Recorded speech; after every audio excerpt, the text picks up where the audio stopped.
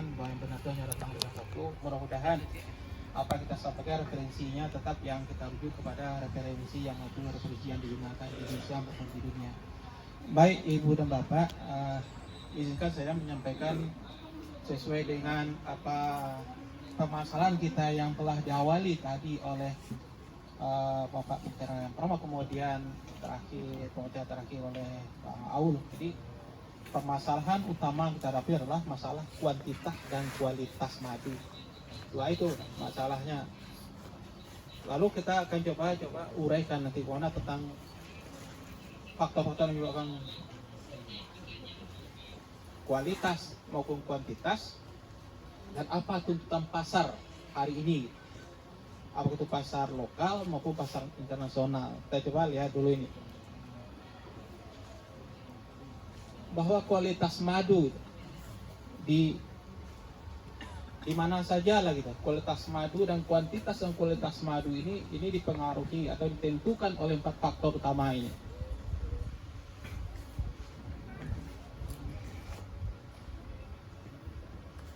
Ini kualitas madu, kita tadi fokusnya ke kualitas madu yang masih dengan produksi. Kalau kita lihat kualitas madu dari yang ini dari hulu hilir gitu. Yang pertama adalah sumber nektar, kemudian proses panen, kemudian pasca panen, penanganan pasca panen, kemudian kondisi koloni. Kita bicara 4 ini, yang penentu dari kualitas madu itu. Kita bicara mengenai sumber nektar, berarti tumbuh-tumbuhan yang dijadikan tadi sudah kita diskusi bahwa tumbuhan yang akan digunakan sebagai sumber makanan bagi galau-galau kita, bagi lebah kita. Ini yang perlu kita pertimbangkan menjadi rujukan dari referensi utama. Apakah nanti nektar, karena sumber nektar tadi dan akan mempengaruhi kualitas nektar itu, kita lihat cuaca, logam berat, dan keragaman tumbuhan. Ini cuaca tidak bisa kita kendalikan.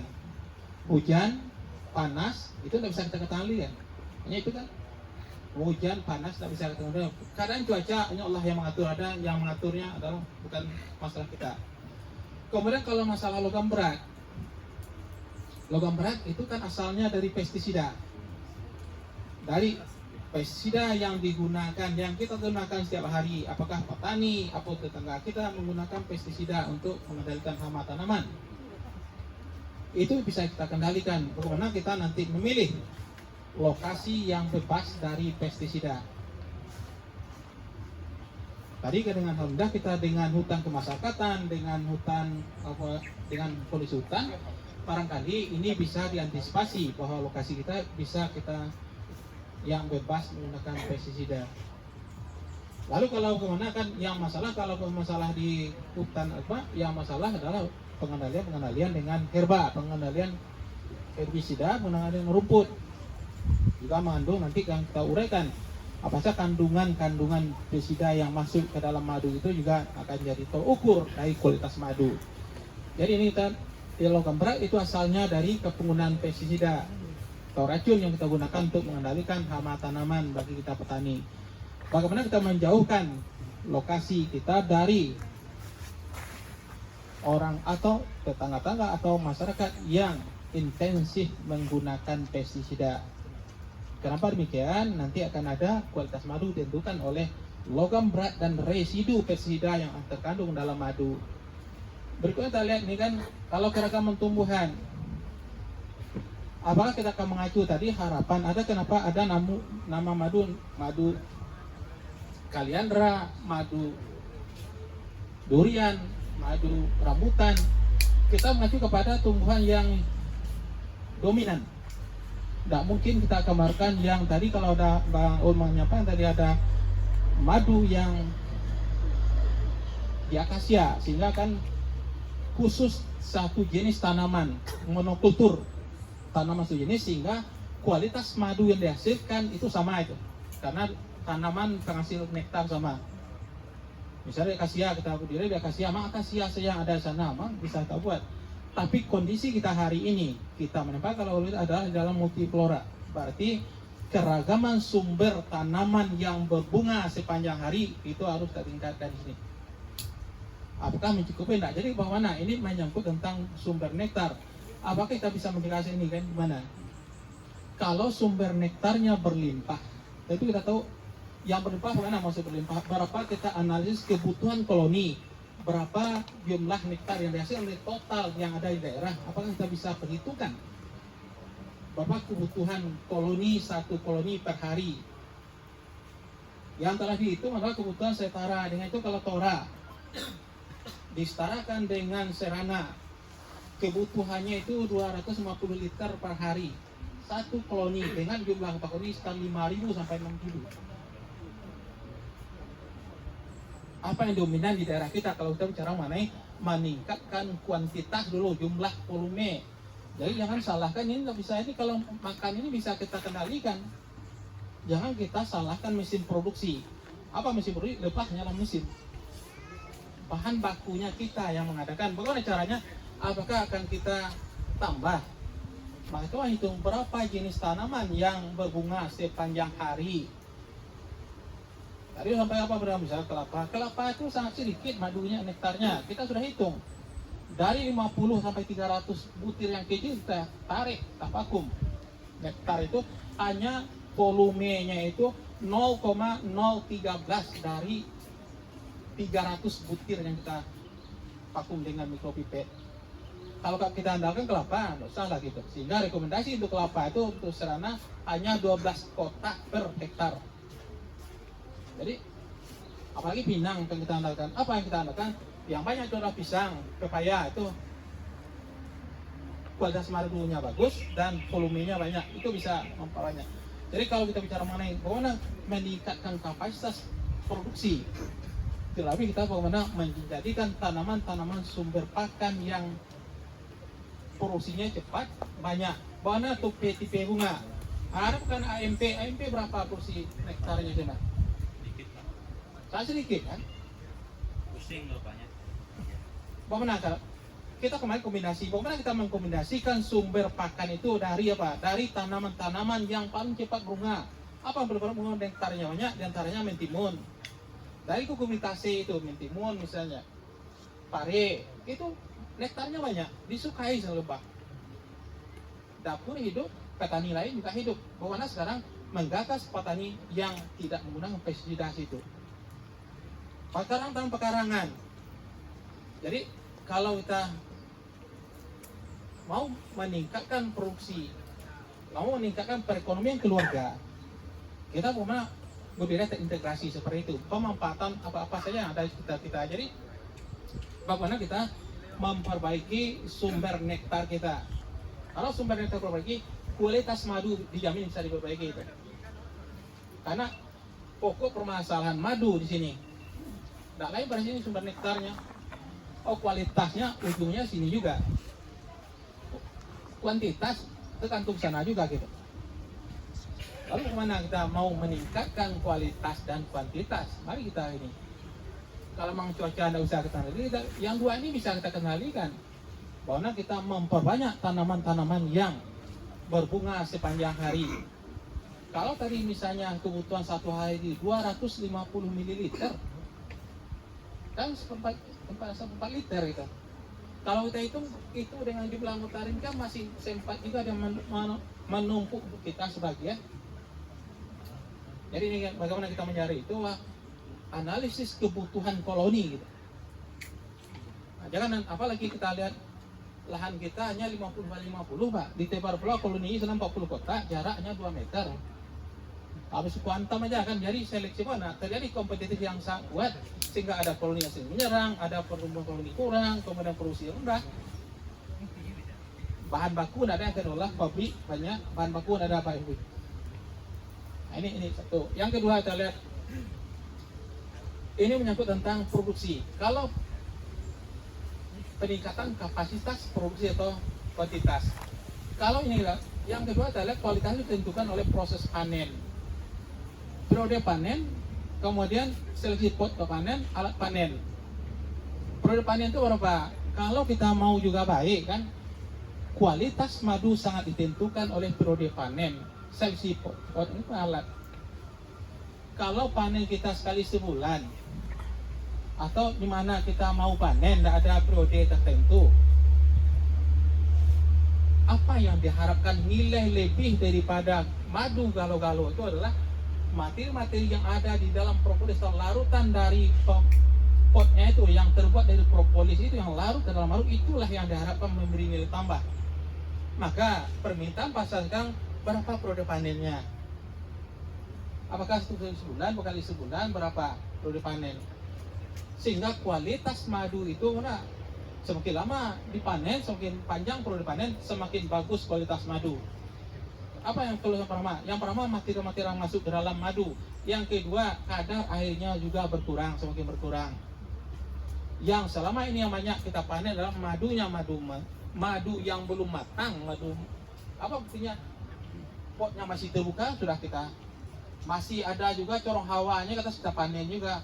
Pokoknya asal madu kita panen habis, tak perlu kita, itu kebiasaan kita. Oh, nah kita mau memperbaiki kualitas. Nanti kalau ini kadar airnya rendah, ininya macam-macam, kita salahkan juga lebahnya, salah lebah gitu. Perlu. Ini kan keseriusan kita kalau ingin memberi kualitas periode panen. Kemudian seleksi pot mana yang kita panen. Kalau tadi dulu kita edukasi terus, kalau potnya itu sudah bulat penuh, sudah tutup rapi semuanya, tidak lagi ada lubang hawanya ke atas mengeluarkan gelembung-gelembung angin uap airnya ke atas. Kemudian terakhir itu kan ada corong kecil dibuat, ada lubang kecil dibuat di solid tutup mati. Itu kemudian ada mengeluarkan uap air, gas uap air itu keluar sehingga penguapan terjadi. Kadar airnya menjadi rendah. Nih, kemudian kalau alat panen. Kalau ini bagaimana kita menggunakan alat panen yang higienis, yang tidak terkontaminasi, apa akhirnya? Nanti kalau kita gunakan alat panen yang tidak bersih, atau logam yang sudah berkarat semacamnya. Logam itu nanti kalau larut dia dalam madu kemana? Diuji di akhir ketemuanlah logam-logam berat itu ada dalam madu. Mana kita menghindari alat panen ini kan? Kemudian kita yang memanen, bagaimana kita individu yang memanen? Kadang-kadang kita merokok juga, kadang begini juga kan? Akhirnya madu kita tercemar oleh abu semacamnya gitu. Jadi penting alat-alat yang kita gunakan, apakah pisau, apakah semacamnya. Kemudian alat sedot kita, kadang alat sedot kita mulai dibeli sampai habis tidak pernah dicuci gitu, tidak pernah bersihkan. Mungkin saja ada mikroba yang ada di sana seperti macam-macam yang hidup terkontaminasi sama itu. Kemudian perlakuan pasca panen, setelah kita panen, bagaimana kita menyaring? Apakah saringan berapa lubang atau mesnya itu kain yang kita gunakan semacam? Kadang-kadang tuh madu kita ada debu semacam dalam. Kemudian apalagi penyerangan, kemudian kebersihan alat saring yang kita gunakan, ukuran lubang-lubang atau misalnya kita gunakan saringan teh, jelas itu porinya besar, maka itu lapisan yang kain saring yang. Kemudian waktu penyimpanan, di mana kita simpan dan kapan kita simpan. Kadang-kadang itu 3 hari 4 hari setelah panen biar saja dulu. Paling lama setelah panen, paling lama agak 2 hari harus ditangani. Kenapa demikian? Karena sudah 7 minggu biar dia madu itu. Kenapa? Akan terjadi fermentasi, terjadi nanti perubahan merubah kualitas madu. Nanti kita terangkan apa saja yang akan berubah karena enzimnya selektif. Apa yang akan berubah nanti kita lihat. Jadi bagaimana kita tangani dengan segera? Apa ini? Apakah nanti akan dikurangi kadar airnya di dehum? Kurang kadar air itu bagaimana kita? Apakah dengan alat yang pemanas? Kalau alat pemanas, kita panaskan dengan alat atau mesin dengan suhu agak tinggi, apa yang akan terjadi? Enzim diastase dan enzim yang di dalamnya rusak, tidak lolos pasar dunia itu. Tadi kan bicara tentang madu ya, nanti kita lihat syarat madu asli itu hanya satu, yang paling utama. Ada di dalamnya enzim diastase, hanya lebah yang bisa menghasilkan. Yang lainnya no aja lah gitu. Kalau mau murni. Tadi nanti syarat SNI memang ada 8, ada 11, ada 17. Macam-macam SNI-nya. Tapi bicara murni, tidak murni madu, hanya enzim diastase, nanti saya jelaskan. Kalau itu ada, berarti madunya asli. Baik, itu kan kalau nanti di dehum dengan alat yang punya pemanas dengan suhu 25-30 kan, kita tahu bahwa suhu dalam rongga sarang lebah kalau alami itu hanya 18 derajat. sehingga dia pilih kayu yang paling besar. Kan ada kayu yang pilih, kecuali terpaksa ada seperti ini kan. Semakin tebal kayu itu semakin nyaman dia di dalam. Nah sekarang kita udah mana kan, kita tipiskan sarangnya, kita pendekkan ininya, akhirnya kita menyiksa. Bagaimana dia akan produksi gitu? Kita memaksakan kehendak kita kepada galau-galau kita, bukan keinginannya yang kita harapkan. Kita ingin dia tapi kita pasang pula kehendak kita tidak bertemu itu. Nah jadi ini yang selanjutnya proses packing. Kita packing kadang kan bagaimana packing? Apakah alat yang kita gunakan untuk packing? Apakah ada peluang yang lain masuk? Jadi ini alat packing, kemudian higien, kebersihan. Baru ini kondisi koloni sehat nak kuatnya. Ini kan bergantung tentang koloni yang sehat nak kuat. Kalau koloninya sudah hampir pupus, jelas kualitas madunya sudah madu tidak dirawat lagi, jelas madunya. Kadang-kadang koloninya udah pergi, madunya masih kita panen, udah berbusa datanya itu kadang-kadang. Oke, ini jadi kalau ada 4 faktor ini yang akan menentukan kualitas dan kuantitas madu. Dan bagaimana proses buat madu kan supaya kita tahu paham ini kan. Ini madu yang karena tumbuhan multiflora, ada faktor kecerahan, kemudian hujan, residu pestisida dan logam berat. Ini yang mempengaruhi kualitas, penentu kualitas dan kuantitas madu tadi. Nektar, jadi nektar ini kandungan nektar. Ada protein, ada karbohidrat. Lalu inilah nanti akan diolah oleh nektar sebagai bahan baku, diolah oleh diproses secara biologi dan kimia oleh lebah madu. Kemudian dihasil produknya berupa madu. Karena prosesnya inilah, mesinnya ini cuma satu ini. Masuk dari mulutnya ini, lalu dari mulut sampai dari proboscis namanya, belalainya ini masuk sini terus kantong madu. Selama perjalanan ini tercampurlah dia dengan enzim yang dihasilkan di dalam perut lebah. Ya, hanya enzim gastase hanya dihasilkan oleh ini di dalam ini. Maka dicampurlah nektar tadi dicampur nektar itu dengan kelenjar enzim tadi. Maka enzim itu tugasnya itulah yang akan merombak karbohidrat yang akan menghasilkan jadi gula, glukosa, fruktosa dan sukrosa yang memiliki 5 atom C. Kalau glukosa 6, glukosa itu 6 atom C. Berbahaya untuk orang penyakit. Tapi kalau gula kan gula dioksi yang dihasilkan, gula dioksi. Ini kan ini prosesnya mesinnya ini. Kalau banyak ini akan olah, mesin ini produktif. Kalau ada bahan baku apa yang akan olah? Apa yang masuk sini kan rasa aroma dan kandungan bahan kimia itu masuk ke sini, lalu keluar lagi dimasukkan dalam pot madu ini. Kemudian kita ambil, jadilah madu yang kita pasarkan. Sederhana kerjanya gitu. Proses biologi karena enzim adalah proses biologis yang dihasilkan oleh lebah. Kemudian tadi reaksi-reaksi kimia, karena enzim itu mengurangi dari misalnya dari polisakarida yang memiliki C12, C18 diubah menjadi C6, jadi kurang menjadi C5. Jadi gula dioksi. Inilah kerja proses kimia sebetulnya. Nanti kita lihat hasilnya itu gimana kerja lebah itu. Ini kan nektar ini tadi diambil dari proses ini masuk ini enzim. Kemudian ini madu asal memiliki madu ada hasil dari proses perombakan nektar secara biologis dan reaksi kimia oleh lebah madu dirombak.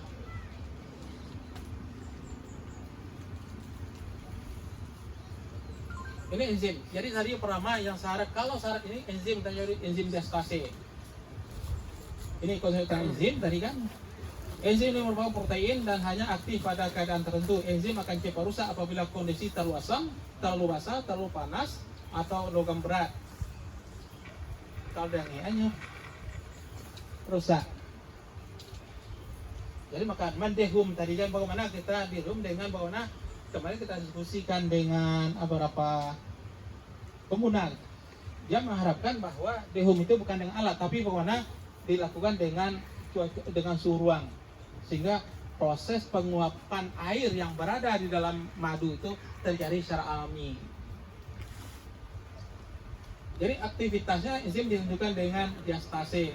Ada berapa minimal D-nya itu adalah diastase itu 3 minimalnya. Apa artinya? Kalau ini digunakan adalah sebagai enzim untuk menentukan keaslian madu.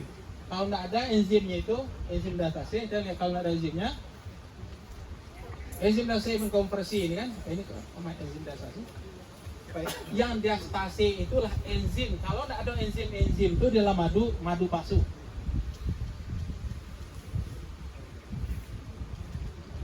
Apalagi enzim macam enzim lain, ada enzim invertase, mengkonversi dan mengubah sukrosa menjadi glukosa dan fruktosa. Enzim diastase mengubah pati ini menjadi ini enzimnya yang bekerja. Enzim kalkalase memecah hidrogen ini, kemudian ada enzim satu yang ada pada nektar. Juga ada enzim fosfatase, ini mengkatalis hidrolis fosfat organik menjadi fosfat organik. Sumber nektar dan serbuk sari.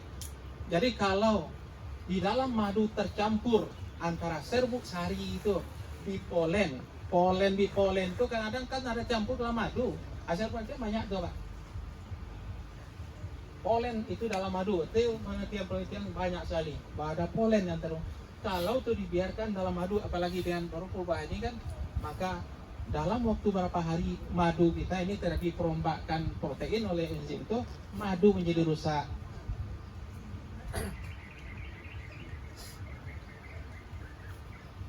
Ini kan semakin tinggi nilai, semakin baik kualitas madu. Jadi semakin tinggi nilai diastasenya itu enzimnya minimal 3. Kalau tidak ada dasarnya kurang 1 minimal 3 itu syarat.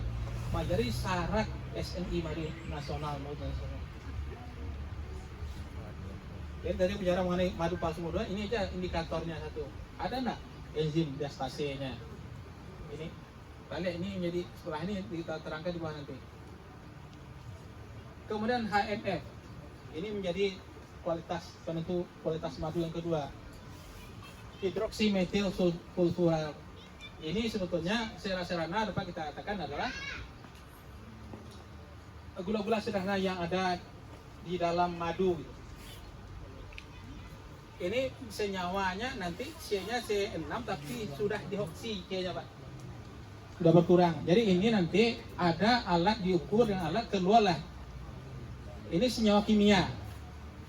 Rumus molekulnya ada molekul siapa nih? Diuji dengan ini mempunyai spektrometer yang kita lihat panjang gelombangnya itu. Jadi tidak bisa kita uji di bawah sini, alatnya di bawah sini dari oleh Pak Andi. Ini senyawa kimia itu adalah senyawa-senyawa yang memiliki atom C yang terdapat di dalam madu. Berapa minimalnya itu ya? Minimalnya adalah kalau tadi ada sukrosa, fruktosa, glukosa, ada 3 itu yang di dalamnya itu memiliki atom C semuanya, C6H12O6, O5. Ini ada 3. Kalau digabungkan totalnya minimal yang gulanya itu ada di dalam apa? Di dalam madu minimal nih kan. Untuk standar Eropa dia minta 4 mg per kilo. Ada senyawa kimia HMF itu di dalam 1 kilo madu ada minimal 40 mg. Ini yang diminta oleh pasar Eropa. Ya. Dari maksimum 40. Karena kalau kita gabung 3 ini maksimum 40. Tapi ya itu daerah beriklim subtropis. Tapi ini 80 untuk daerah madu yang ada di bawah. Ya kan kita untuk tropis, ini untuk daerah beriklim subtropis, untuk yang daerah tropis bisa 80. Jadi HMF-nya itu adalah susu senyawa kimia yang bisa diuji dengan alat. Nanti kita bawa ke labor, keluar ini uji HMF, keluar itu dia. Itu adalah gula-gula yang kita gula-gula produksinya. Jadi kenaikan kadar nilai HMF yang disebabkan oleh suhu penyimpanan. Ini dapat naik kalau suhu disimpan tapi lama, HMF-nya naik. Karena gula tadi ada enzim diastase selalu merubah. Diastase itu walaupun tidak dalam tubuh berubah, tidak tercampur ke dalam madu, dia tetap bekerja. Kalau selagi suhunya masih suhu aktif, enzim bekerja. Tapi kalau suhu tinggi karena panas, tak berfungsi lagi enzimnya. Maka semakin lama madu itu simpan, maka HMF semakin tinggi. Ini kita lihat, kadar HMF mulai disimpan pada suhu 28 derajat lebih tinggi dibandingkan dengan hasil penelitian menunjukkan bahwa hasil kerja itu dan simpan pada suhu 28 lebih tinggi dibandingkan dengan suhu 3 derajat. Warna madu akan semakin gelap. Nah ini kan tadi kan ada tadi madu gelap sama macam. Karena lama ini kan karena dibiarkan dah terbuka apa terpapar matahari terpapar matahari kan suhu naik itu dalam itu, maka enzim-enzimnya bekerja keras sehingga akan madu jadi rusak. Terjadilah perubahan warna dari madu. Kenapa demikian? Karena kadar oksigen dan udara akan mengoksidasi HMO sehingga membentuk warna gelap. Ini yang kita infokan tadi ya, daya antar listrik atau EC, electrical conduction. Yang perlu kita pahami dulu, kita mencoba mereview sekitar 200 jurnal gitu dari seluruh dunia, baik di Indonesia maupun di dalam negeri. Kandungan apa saja yang ada dalam madu, tuh, Pak? Dari yang termasuk logam berat, residu pestisida. Maka ada sumbernya itu 3, ada yang berasal dari dalam tanah, ada yang berasal dari udara, ada yang berasal disemprotkan oleh manusia. 3 sumber dari unsur-unsur ini yang masuk ke dalam madu. Caranya mana? Kalau kita menyemprot tanaman, kita semprot tanaman, pasti pestisida logam beratnya ada di bunga itu nanti turun ke dasar bunga campur dengan nektar. Satu. Yang dari tanah diambil dari akar tanaman, di akar yang bawa ke bunga. Kedua, yang terpapar di udara bebas, yang kandungan pencemar udara yang ada dalamnya logam-logam berasal macamnya waktu hujan itu embun turun masuk dia juga ke dalam nektar campur diambil lebah. Maka ini unsur-unsur yang ada di dalam itu dikumpulkan oleh berbagai peneliti, diperiksa. Minimal dalam madu terdapat 18 unsur mineral. Soal unsur masuk ini pernah yang diteliti. Ini kan unsur ini. Lihat. Lalu kadar mineral madu ditemukan bersamaan dengan mineral lainnya diukur dengan namanya sebagai kadar abu. SNI ini diatur dalam abu itu bolehnya 0,50 per berat totalnya itu. Kadar abu. Jadi ini totalnya unsur-unsur tadi, logam-logam itu dikumpulkan semuanya. Yang ini maksimalnya ini abu itu menjadi 0,50%. Sekarang apa beda ini? Kalau lihat nilai daya hantar listrik pada madu sebagai ini kan, daya hantar listrik ini diusulkan ini kan International Honey Commission dari atau IHC dari Eropa mengusulkan bahwa kadar abu ini diganti dengan daya hantar listrik. Dulu kalau SNI 2003 2018 itu namanya dulu kadar abu ini dah. Ini yang diperiksa semuanya. Kalau kita bicara mengenai konten apa dalam kalau nanti baca komposisi madu ada sana abu yang masuk abu ini dia. Sekarang semua total itu diganti dengan daya hantar listrik karena biaya untuk menguji semua unsur-unsur mahal. Maka daya hantar listrik dengan satu listriknya berapa daya hantar listriknya gini kan? AC-nya. Ini menurut ketentuan ini yang merupakan 0,8 meter scan per detik per sentimeter. Ini ketentuan ini kan yang bahkan dihantar listrik para madu yang direkomendasikan standar internasional. Jadi kalau dihantar listriknya 50, 30 itu kan masuk standar atau enggak? Ini kita maju pada ini baca baku aja gitu. Semakin banyak kandungan senyawa kimia, semakin banyak logam-logam berat yang ada di dalam madu itu jelas akan memperkuat daya hantar listrik. Contoh, air gula dengan air putih, air kalau dialirkan listrik mana yang tinggi ya banyak, cepat apa yang kuat daya hantar listriknya? Air gula kan? Karena ada unsur. Mari kita pahami ini ketentuan ya standar IAC untuk daya hantar listrik pada madu 0,8 ini internasional. Kalau kalian tahu Bogano itu adalah peneliti pengembang lebah dunia.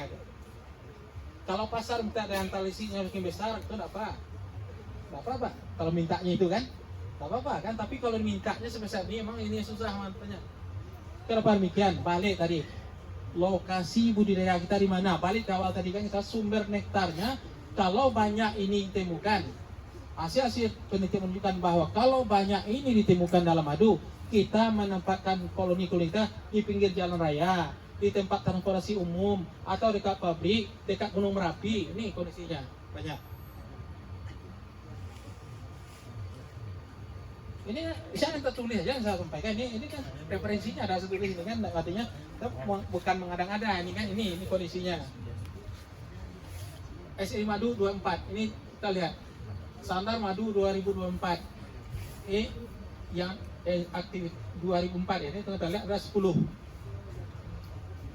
aktivitas enzim diastase tadi, AMF, kadar air, gula reduksi, sukrosa, keasaman, ini pH keasaman. Kemudian paratan yang larut dalam air, abu, ini abu tadi. Kemudian cemaran logam, Pb, Cu. Kemudian arsen. Eko kalau mungkin itu memang mahal turunnya. Kami sekarang dengan ini sedang melakukan ini menguji yang logam berat yang. Jadi penggantian tadi Pak, ini dari nomor 8 ganti dengan daya antar listrik. Ini SNI 2004. Kita coba lihat SNI 2018 berubah. Ada dua ini, ada uji organoleptik, organ. Ada uji laboratori, organ bisa diindrai. Rasa, aroma, warna. Raso, warna, aroma. Kalau raso bisa dicicap dengan lidah. Aroma bisa dengan hidung, warna bisa diindrai dengan mata. Itu organ organoleptik. Yang kedua uji labor ini tadi adalah enzim hidro ini kadar air, gula, produksi sukrosa, keasaman semacam padatan, abu, cemaran, logam berat. Nah, tambah logam beratnya apa? Menjadi tadi yang tadi kan 10. Nah, ini yang di bawah jadi sabaleh, yang uji labor sabaleh tambah ada T2 jadi 3 balik. Eko SI nasional, standar madu nasional. Kalau masuk nasional bisa tembus ke internasional. Itu syarat.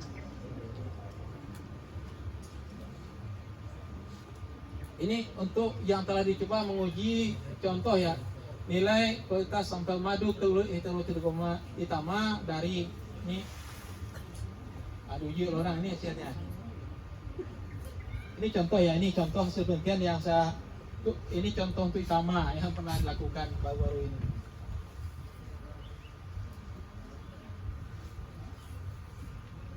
Ini untuk glukosa, deglukosa inilah yang gula yang diuji dalam madu itu ini bentuknya. Ya, mungkin atau begini kita ini adalah standar madu internasional. Kalau mau menemukan pasan internasional, tambah setiap lekar itu.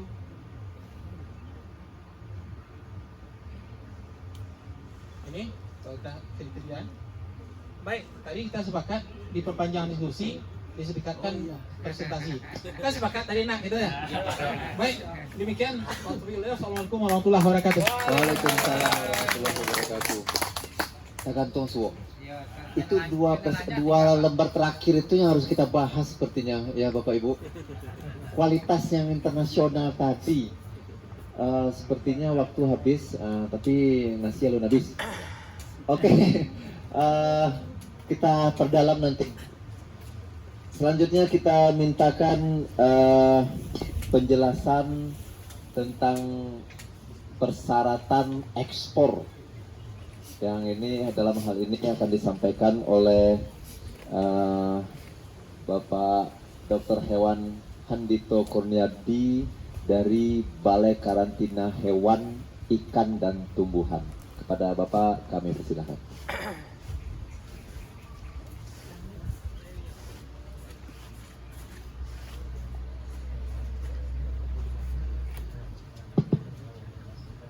Assalamualaikum warahmatullahi wabarakatuh. Pertama-tama mari kita panjatkan puji syukur kepada Allah Subhanahu wa taala karena atas rahmatnya kita dapat berkumpul pada siang hari ini. Yang terhormat Bapak narasumber dan penting saya panggilnya teman-teman saya ya, teman-teman yang kami hormati. Mohon izin Pak, FD berapa menit kira-kira? 15 menit. Oke, siap. Boleh maksimal setengah jam. Oke, siap. Ya. Mudah-mudahan nggak ngantuk ini karena udah jam rawan ini. Saya sendiri udah ngantuk ini. Perlu kopi. Kalau saya sudah makan siang, sepoi-sepoi kayaknya enak. Oke, mohon izin Bapak, mungkin sebelumnya kami sampaikan permohonan maaf Kepala Balai kami yang tidak bisa hadir pada siang ini karena ada satu tugas yang tidak bisa ditinggalkan. Baik, mungkin perkenalan dulu ya. Saya Handito Kurniadi dari Balai Karantina Hewan, Ikan dan Tumbuhan Sumatera Barat. Nah, mungkin Bapak Ibu ini masih banyak yang asing ya, karantina itu apa? Karena saya sendiri pun punya pengalaman lucu mungkin Pak. Jadi pas awal-awal saya masuk kerja di karantina, ketemu ibu-ibu ditanya, "Dek, kerja di mana?" "Di karantina." Dikiranya apa Ibu?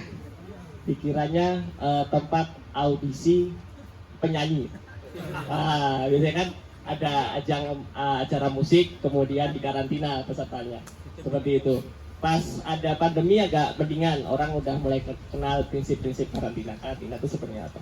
Oke, sebenarnya karantina itu sendiri diambil dari kata quaranta, dari bahasa Latin yang artinya 40 hari. 40 hari pada saat itu di sekitar abad 14-an, pemerintah Venesia memberlakukan kapal-kapal yang mau sandar ke Venesia harus menunggu 40 hari untuk mendeteksi ada kemungkinan terbawanya penyakit atau tidak. Nah, kemudian karena populer, istilah quaranta ini kemudian dipakai. Tapi kalau kita ditarik lagi abad sebelumnya, abad 11 sebenarnya ilmuwan Muslim, Ibnu Sina, sebenarnya yang pertama kali memakai 40 hari itu dengan bahasa Al-Arba'iniyah. Cuman karena kalah populer sama quaranta, jadi dipakainya quaranta.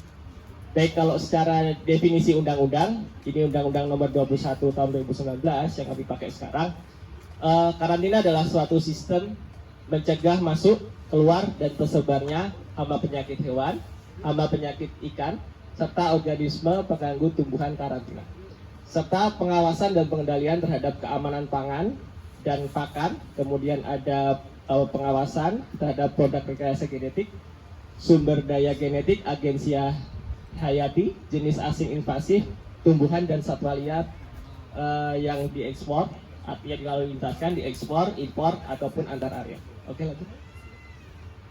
Nah, ini perkembangannya Badan Karantina Indonesia. Jadi sejarah karantina di Indonesia ini sebenarnya sudah panjang Bapak Ibu. Jadi sejak zaman Hindia Belanda di tahun 1877 itu pertama kali karantina ini ada di Indonesia. Jadi yang pertama itu adalah pelarangan pemasukan tanaman kopi dan biji kopi dari Sri Lanka. Kemudian pada tahun 92 baru terbit Undang-Undang Nomor 16 tahun 92 tentang karantina hewan, ikan dan tumbuhan.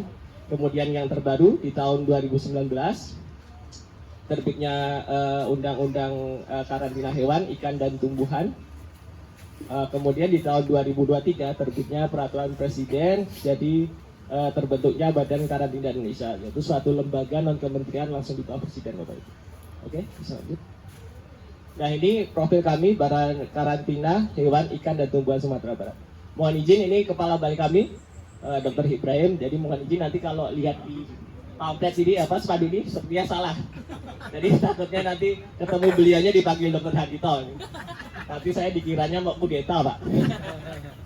Ini Kepala Balai kami. Oke, lanjut. Tapi mirip Pak. Mirip, kalau beliau tuh mirip-mirip Arab, kalau saya Arpaklub. Oke, ini dasar hukum yang kami pakai dalam melakukan tugas. Siap. Ada Undang-Undang Nomor 21 Tahun 2019, kemudian ada PP Nomor 29 Tahun 2023, kemudian Perpres yang terbaru 2023, jadi pembentukan Badan Karantina Indonesia, yaitu gabungan dari Badan Karantina Pertanian di bawah Kementerian Pertanian dan sebagian dari karantina ikan di bawah Kementerian Kelautan dan Perikanan. Oke, lanjut. Ini struktur organisasi. Lanjut aja. Nah, kami punya 3 satuan pelayanan, yaitu di kantor induk UPT sendiri yang ada di mata air, kemudian ada pelayanan di Bandara Internasional Minangkabau, dan ada di Mentawai. Ini tempat pemasukan pengeluaran, ada pelabuhan Teluk Bayur, kemudian Teluk Bungus, Muaro, kantor pos Padang, Bandara Internasional Minangkabau, dan Pelabuhan Mentawai, yaitu Tua Pejat dan Sikatap. Nah, kami juga punya laboratorium yang sudah tersertifikasi terhadap beberapa ruang lingkup untuk mendukung mendeteksi hama penyakit hewan karantina, hama penyakit ikan karantina, dan organisme pengganggu tumbuhan karantina.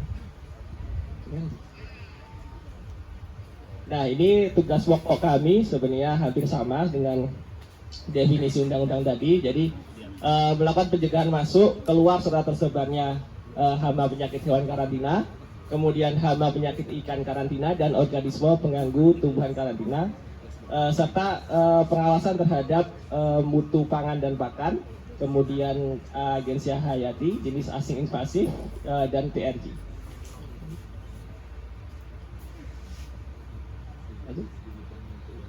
Nah, ini mungkin yang sering dipertanyakan sama teman-teman ya, apa sih persyaratan ekspor untuk madu? Jadi persyaratan lalu lintas untuk hewan dan produk hewan ini ada di pasal 33, 34, dan 35 itu untuk impor, ekspor, dan antaranya.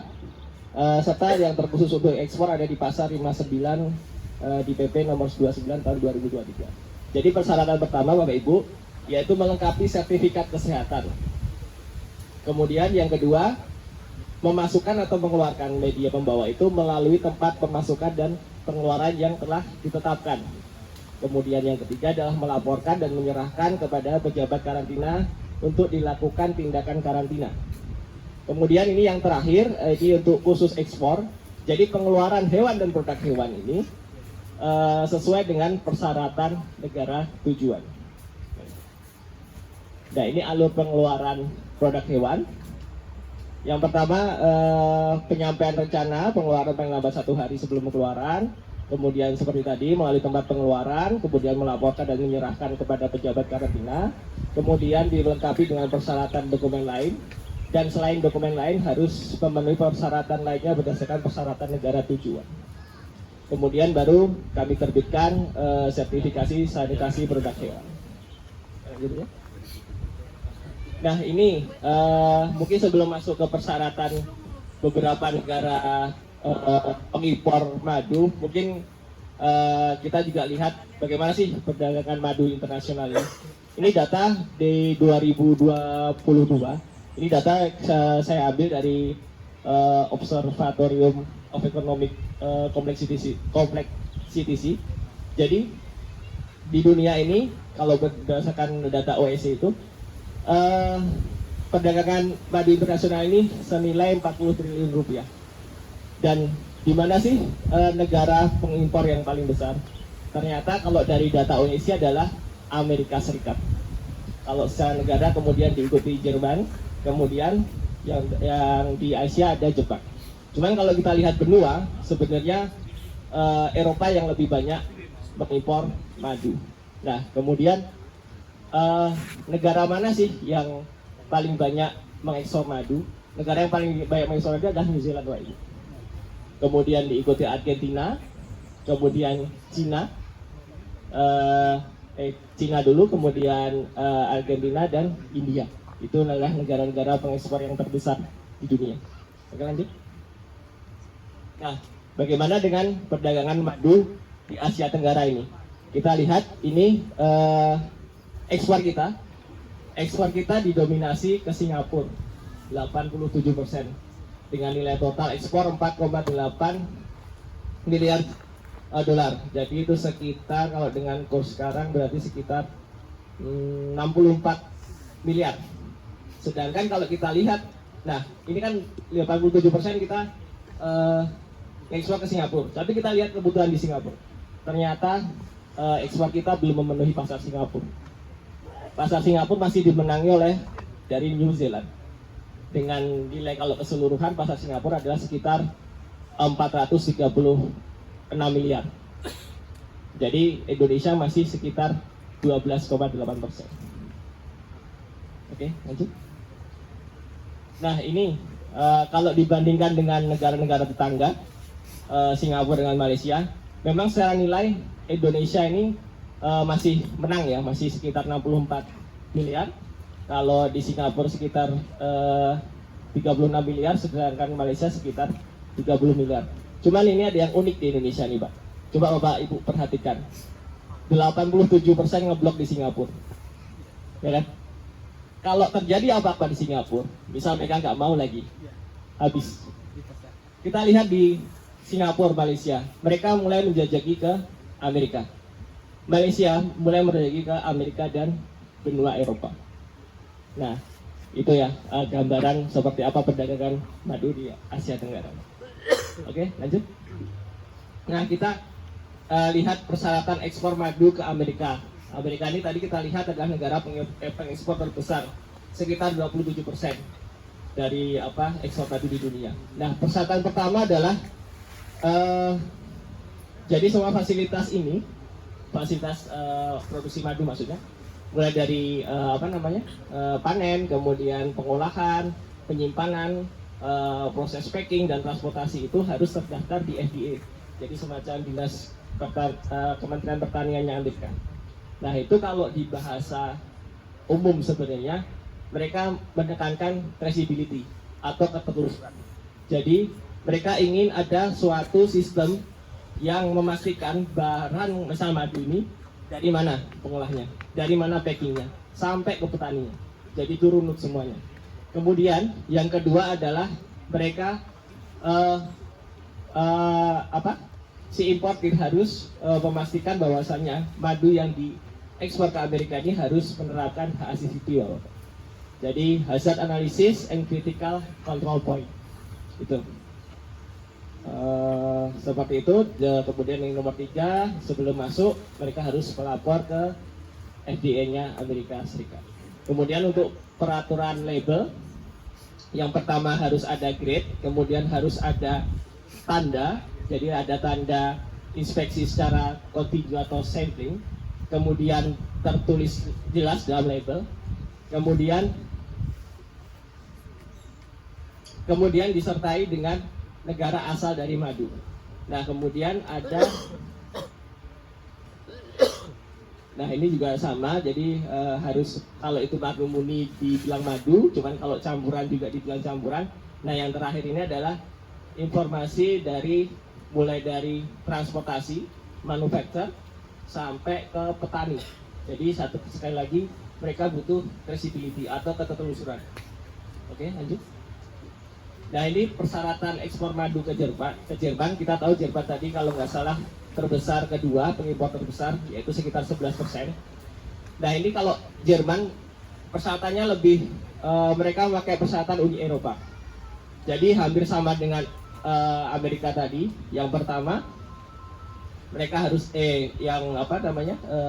pengekspor itu harus menerapkan HACCP yang pertama. Yang kedua adalah traceability. Kemudian kalau ada produk organik itu harus didaftarkan lagi ke pihak Jerman. Nah, ini yang ke Jepang. Ke Jepang tadi kalau tidak salah terbesar ketiga, sekitar 5% dari pasar dunia. Nah, ini sama juga. Jadi dia harus menerapkan HACCP. Cuman kalau Jepang mereka tidak meminta ketelusuran atau traceability. Terus kalau yang Jepang ini persyaratan tambahan adalah mereka sangat concern dengan adanya bahan yang terbawa di produk hewan atau madu ini, seperti bahan tambahan seperti atau residu pestisida tadi, kemudian antibiotik juga. Oke, lanjut. Nah, ini negara terdekat. Bagaimana mengekspor ke Singapura? Hampir sama dengan Jepang. Jadi harus ada HACCP. Cuman mereka juga tidak menerapkan traceability atau ketelusuran. Baik, mungkin itu saja. Mungkin kalau disimpulkan memang dunia perdagangan saat ini, khususnya untuk ekspor produk makanan apapun itu, terutama pasar-pasar yang kita bilang dunia yang lebih modern, kebanyakan mereka meminta HACCP, kemudian traceability atau ketelusuran. Nah, jadi seperti itu. Mungkin itu yang bisa saya sampaikan, Bapak Ibu. Kalau boleh saya tutup dengan pantun. Nanti dicakepin. Soalnya belum cakep. jalan-jalan ke kota Paris. Pulangnya mampir ke kota Oslo. Semoga yang kita upayakan ini berbuah manis. Semanis madu galo-galo. Baik, terima kasih. Wassalamualaikum warahmatullahi wabarakatuh. Waalaikumsalam warahmatullahi wabarakatuh. Keren pantunnya. Nggak bisa teriringi. Semoga yang dari Kuwo bisa membalas nih. Oh ya, oke. Kita mintakan ke Bang David untuk membalas pantunnya ya Bang. Untuk pembicara berikutnya kita minta